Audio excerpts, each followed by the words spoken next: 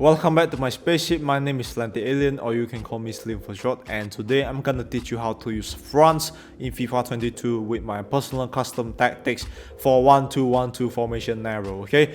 And yeah, these are the plays that I'm going to use, and if you don't like the plays that I'm currently using, for example, if you don't like Benzema, if you wanna switch him up with Ben Yedder or Martial, it's fine as well. The tactics, the strategies are still going to be the same, so you don't need to worry about changing the players at all.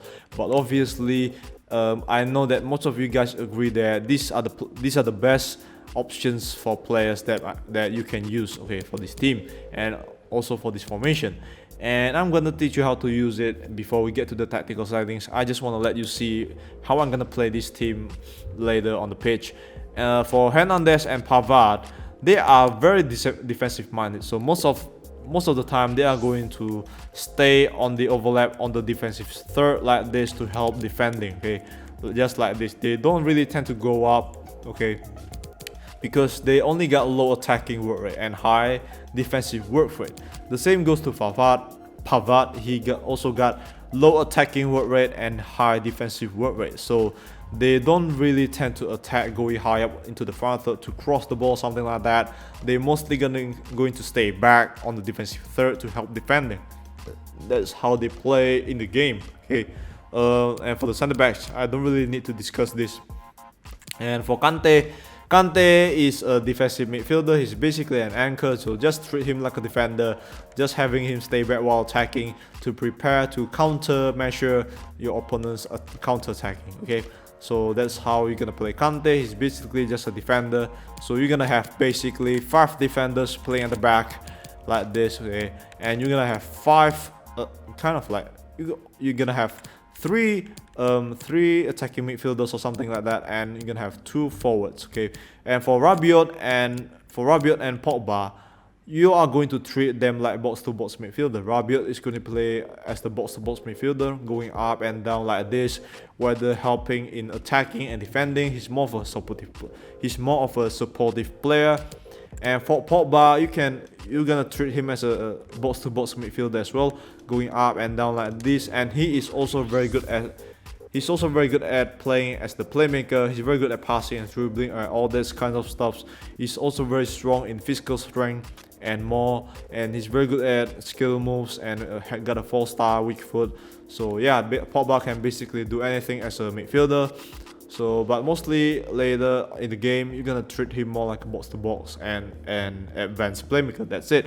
And for Griezmann is one of the most hardworking player in this team. He's going to, roam around the pitch like this to help the teammates in attacking. He's a team player basically. That's what I like about Griezmann. And he also got the vision, so I'm going to treat Griezmann as the number 10.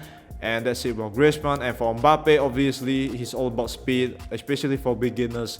Most beginners use France in FIFA 22 playing online just to use Mbappe to run until he dies, basically, to run until he runs out of stamina. Even though he runs out of stamina, those FIFA players still use him to run until he dies, basically. So yeah, that's how you use Mbappe. And for Benzema, it's all about goal scoring. He's all about scoring goals, and that's how you're gonna use Benzema in the game. He's all about goals. And now let's just go to the tactical settings. For the defensive style, balance, because I love to play the most balanced way. For the width, 50, because I love to play the most balanced way possible. And for the defensive style, for example, if you want to play press after possession loss to be a little bit more aggressive, if you want to, have the mood to play very attacking minded, I really recommend that press after possession loss. Just beware of the risk that you're gonna experience later, because some opponents are very good at counter attack. So make sure that you have to prepare for that if you want to play pressure after possession loss. But if you want to play constant pressure, I only recommend to use this when you are losing the game and the time is running out, and the time is currently near the 90 minutes. So I really recommend to play constant pressure if you really are desperate in getting the tie, getting the draw, or maybe win a game or something like that. That's it. But the safest one The safest defense setting is obviously balance, that's it. And for the depth 65, because I love to press my opponents very aggressively, I love to play very attacking minded, so that's why I put the team on 65. But if you want to play a little bit defensive minded, if you want to play part the bus, I recommend to play 50 minimum.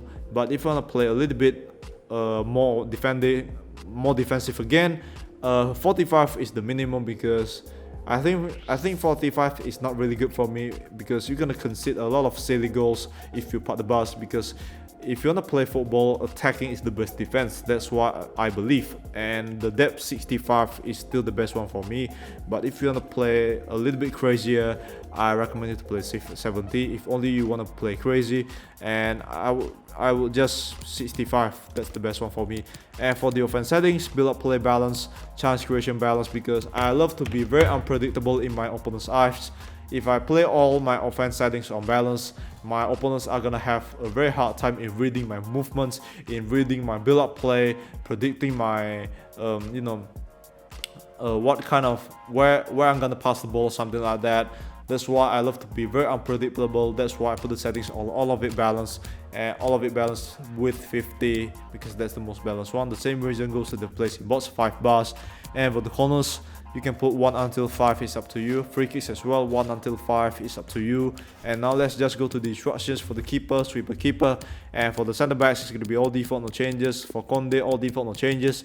And for Hernandez, it's going to be overlap, and Pavard as well overlap, because I want them to focus more on defending on the overlap, because most of your opponents are going to play counter attack mostly on the wing, mostly on the overlaps. That's why you're going to have to give the job, to give the role to Hernandez and Pavard to prevent that from happening, okay, to prevent that from conceding silly goals, from silly counter attacks by your opponent. So yeah, those are their jobs.